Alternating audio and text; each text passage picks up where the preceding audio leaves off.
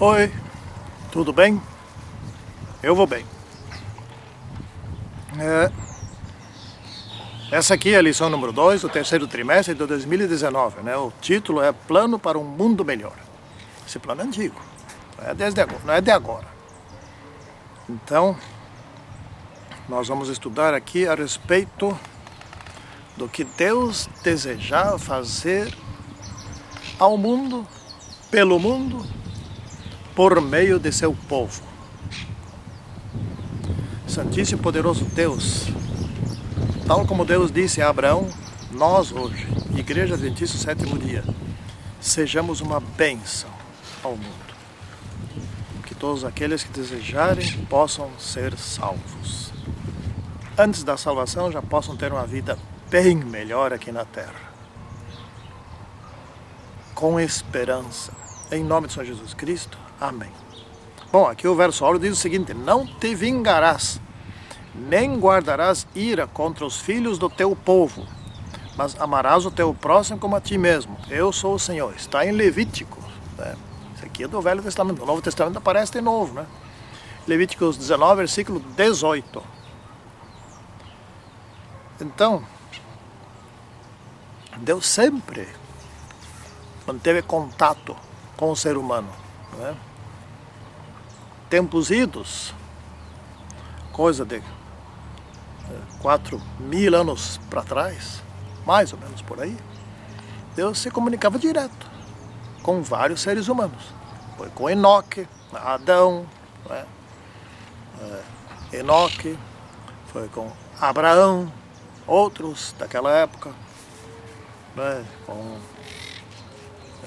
Isaac, com Jacó, com José, muitos outros. Estou lembrando alguns, né? Depois com Moisés, com Arão, e assim vai. Mas aqui nós temos uma história interessante para estudar, não é?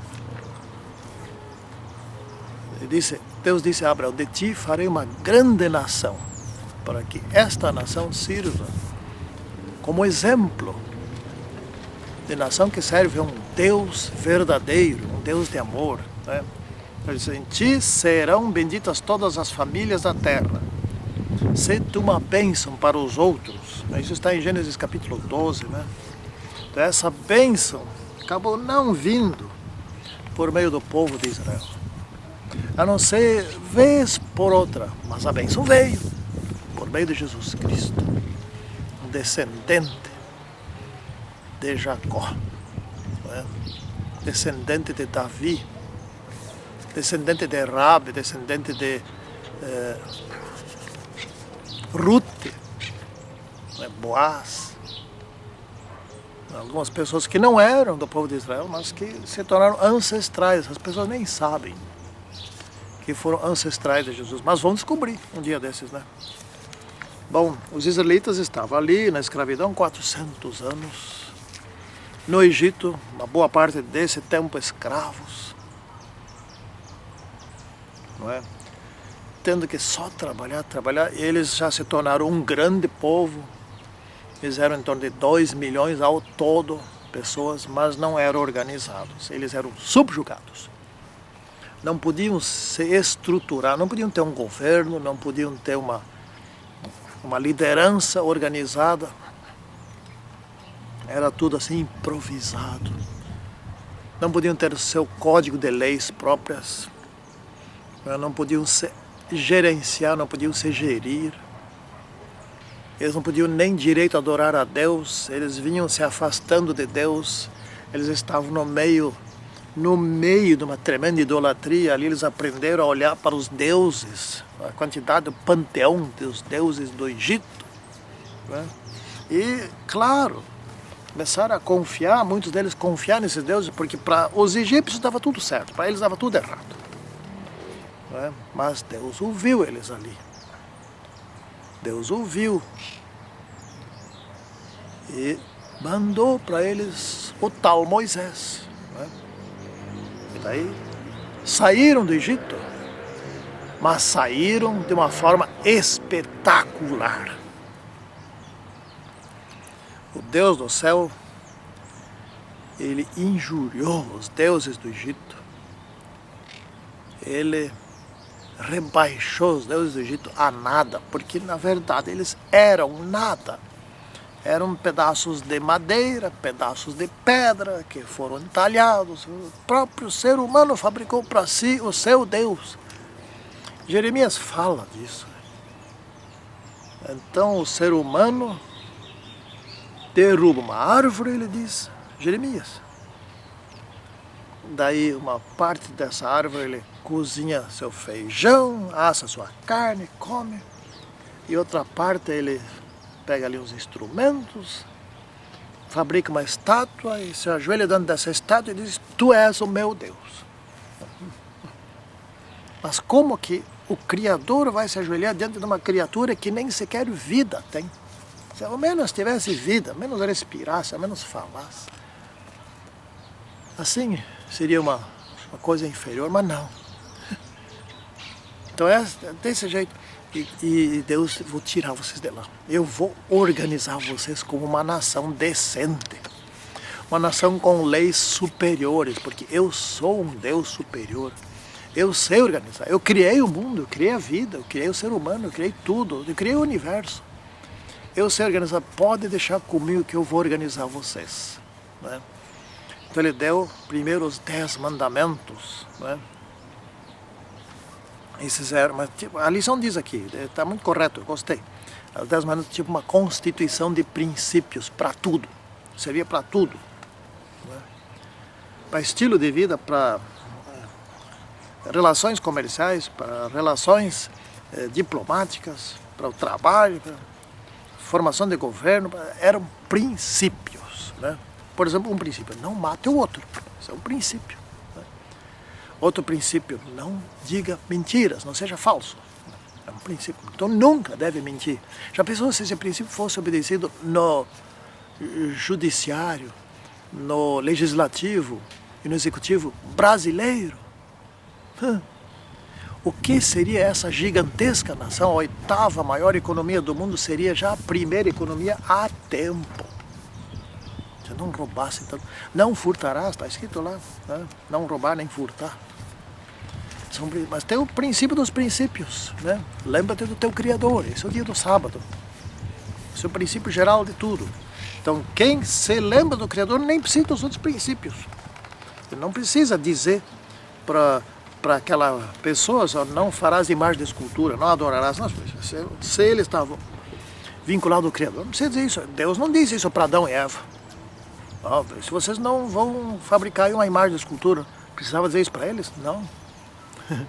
Deus não disse para Adão e Eva, não furtarás, não matarás, não adulterarás. Não, não disse. Precisava dizer? Não, não precisava. Eles se amavam, eles tinham um amor puro.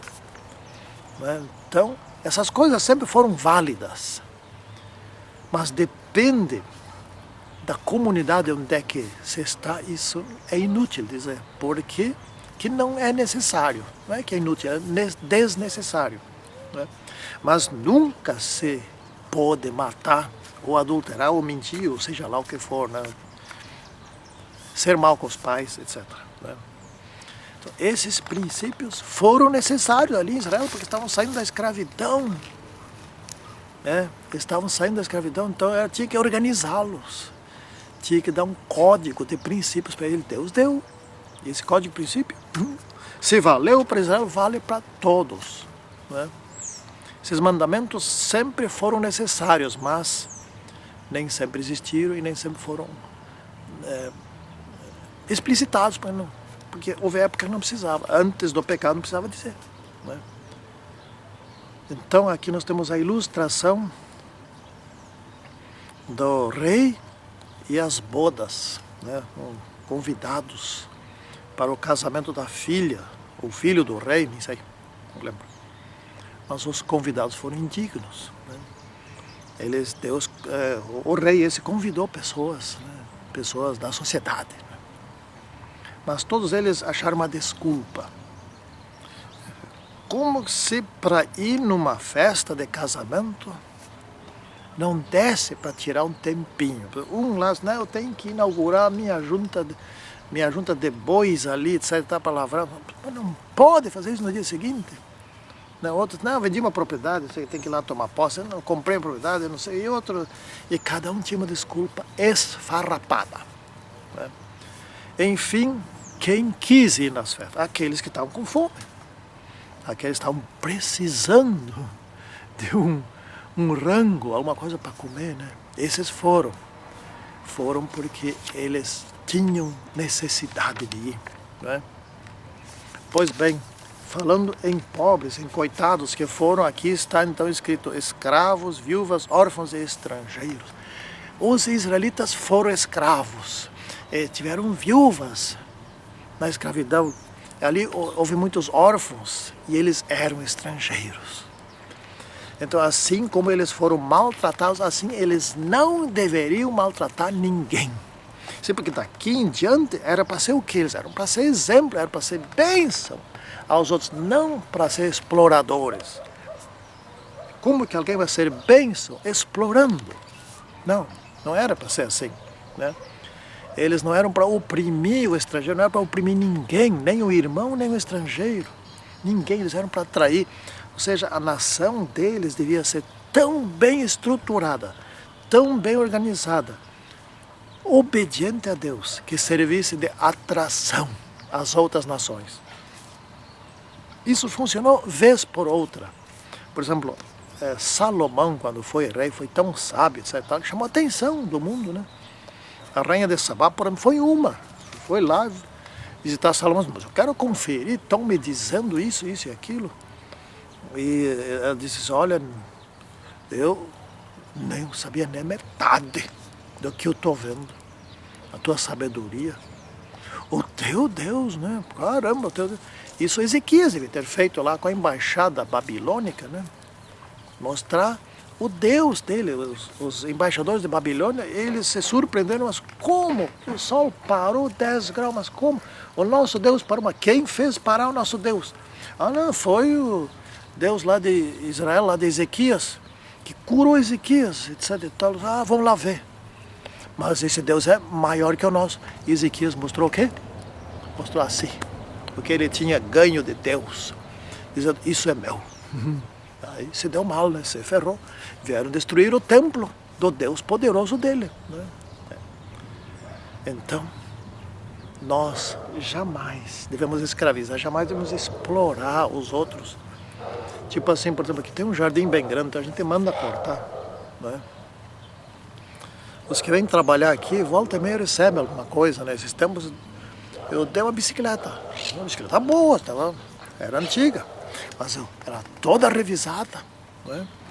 Só, olha, eu vou te dar essa bicicleta, eu sei que você vem de moto, aí ele vinha a pé ou de moto.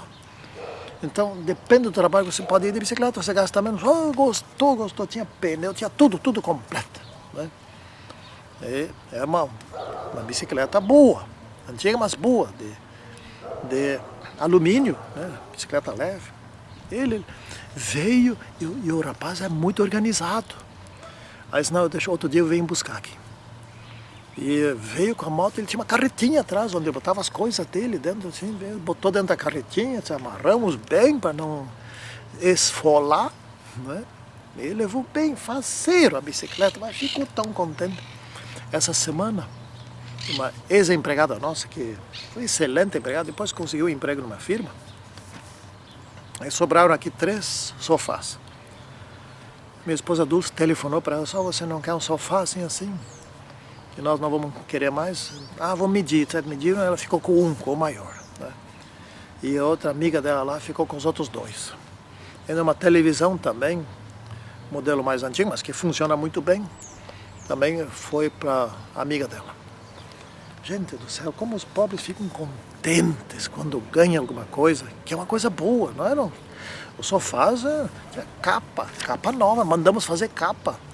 Nós íamos continuar usando o sofá, enfim, acabamos comprando outros e foi com capa nova e tudo, eles ficaram contentes. E como é bom ver as pessoas felizes, né?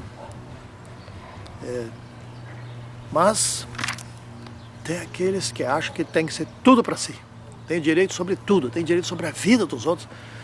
sobre a felicidade, os outros sobre a família, os outros sobre os filhos, os outros têm direito sobre tudo, tudo, tudo, tudo. Que coisa incrível, né? Isso não pode. Foi proibido aos israelitas, ó, vocês não façam isso. Isso fazem os pagãos lá. Eles vão sofrer e vão pagar pelo que eles estão fazendo, né? E os israelitas, então, eles devolviam o dízimo, né? Devolviam o dízimo e, como hoje nós temos aqui, eu aderi a um plano bem antigo, né? O dízimo e o pacto, né? Então, tem tanto percentual de dízimo, o dízimo percentual é 10%, não muda isso. E o dízimo é sempre 10%, né? Nem menos e nem mais. E, além disso, tem o pacto, né? E, então, o dízimo a gente tem que devolver, porque é ordem de Deus, né? Se a obra usa mal o dízimo, eu não vou sofrer por isso. Eu não vou perder minhas bênçãos, não vou perder o céu por isso. Quem vai perder é o cara que usou mal. Se as ofertas, como fizeram aqui em Juí, né, construíram uma sede belíssima. Agora não tem mais ninguém lá dentro. Foram embora. 4 milhões e meio, eu já falei aqui, eu fico indignado com isso. Está sobrando dinheiro na igreja, mas como está sobrando? Porque tem uma sede parada aí. Ninguém compra, porque está no lugar errado, no lugar não comercial, no lugar residencial. Eles vão pagar por isso. Esse dinheiro mal utilizado vai ser pago, porque esse dinheiro vai custar. Ah, vai sim. Eu não tenho nada com isso, né? Ou seja, Deus não cobrará de mim, porque eu não tomei a decisão de construir aquilo lá. E outros lugares. Então você devolva para Deus, não para a obra, para Deus. Se pertence a Deus. Se a obra usa mal, ai deles. Saiba que um dia você vai ver essas pessoas lá do outro lado do muro, lá junto com Satanás, ardendo no fogo do inferno. Vai ser assim, vai. A justiça divina, como clamam por justiça divina na televisão, né, quando acontece um assassino, quando está lá, justiça divina, só Deus mesmo, etc. Queremos a justiça divina, etc. Mas nem sabe o que estão pedindo, né? Mas nem sabe. Porque quando vierem as pragas, o início da justiça divina, quem pediu vai saber o que é pesado. E quando vier o inferno, isso vai ser pesado. Bom, vamos aqui para o final da nossa história a respeito do ano jubileu, né? Na próxima lição, estamos estudando a respeito do ano sabático, o que acontecia a cada 7 anos. Aqui o jubileu é a cada 50 anos. Eu tinha 7 anos sabáticos, dava 49. O ano seguinte, que era o número 50, era o ano jubileu. Esse era de 50 em 50. Né? Isso aqui eram regras, leis nacionais para que as pessoas não empobrecessem para sempre. Deus não estava impedindo que alguém empobrecesse, mas estava criando condições para que aquele que se atrapalhasse na vida, se endividasse ou usasse, por exemplo, hoje demais o cheque especial, o cartão de crédito, essas coisas e tal, se endividasse que não pudesse mais, lá pelas tantas a sua dívida seria perdoada. Né? Então, agora você cuida, aprendeu a lição, então cuida para não se endividar de novo. Né? Aqui no Brasil, esse sistema eu acho que não ia funcionar porque as pessoas iam se aproveitar disso para ainda tirar de outros, né? Mas lá naquela época não podia mentir, não podia roubar, não podia furtar, nada disso, né? Pois bem, no ano jubileu, as terras de quem se endividou, que teve que vender as terras, retornavam para o antigo dono, né? No ano jubileu, aqueles que tinham recebido terras em herança, pode ser o pai dele, pode ser o avô dele, o bisavô, tataravô, etc., retornavam para aquela família. Isso é um sistema de distribuição de renda. Ou seja, vamos supor que eu empobreci e tive que vender minha casa, tive que vender meus bens, tive que vender minha terra, minha herança, etc. E tal, lá. E no ano jubileu eu vendi isso pelo valor dos anos que faltavam, das safras que faltavam para o ano jubileu. Né? Então eu vendi isso por esse valor. Era um valor justo. O que comprou as terras, ele usava, elas explorava, fazia safras em cima e ele também não era prejudicado porque chegou no ano jubileu e ele compensou com o uso da terra o que ele me pagou. Chegando tal ano jubileu, ele tinha que me devolver. E devolvia, ele não perdia nada, eu também não perdia nada. Era um sistema extremamente inteligente. Extremamente lógico e simples, bastante simples. E eu aprendi uma lição. Agora em diante vou me cuidar, vou fazer poupança, vou parar de gastar demais, vou ver se cuido da minha saúde, etc e tal, para não ter gastos inesperados. Né? Então assim era a sociedade. Essa era para ser a nação exemplo. Na semana que vem nós vamos estudar mais coisas a respeito dessa nação. Então vamos estudar os anos sabáticos, né, e outras coisas, né, ainda sobre o sábado, etc. Né? O sábado que foi dado ao homem por causa do homem. Não, o homem não foi feito por causa do sábado. Né? Então a nação estava sendo organizada. Era um bando de escravos que se transformariam em poucos anos, em 2 anos, suficiente, mas ficaram 40, porque eram teimosos. Em 2 anos Deus os transformaria numa nação, a nação mais bem organizada do planeta, melhor organizada do que hoje as que estão melhor organizadas. Né? Mas, como o ser humano é rebelde, e isso me assusta, porque eu sou um ser humano, eles não aproveitaram essa bênção que Deus estava querendo lhes dar. Santíssimo Deus, faze, dê-nos, sei lá, faz alguma coisa por nós, para que não sejamos assim tão rebeldes e que possamos ser guiados pelo Teu Espírito e sermos vencedores, diferente do que muitos israelitas foram no passado. Pedimos isso em nome de Senhor Jesus Cristo. Amém. Tchau.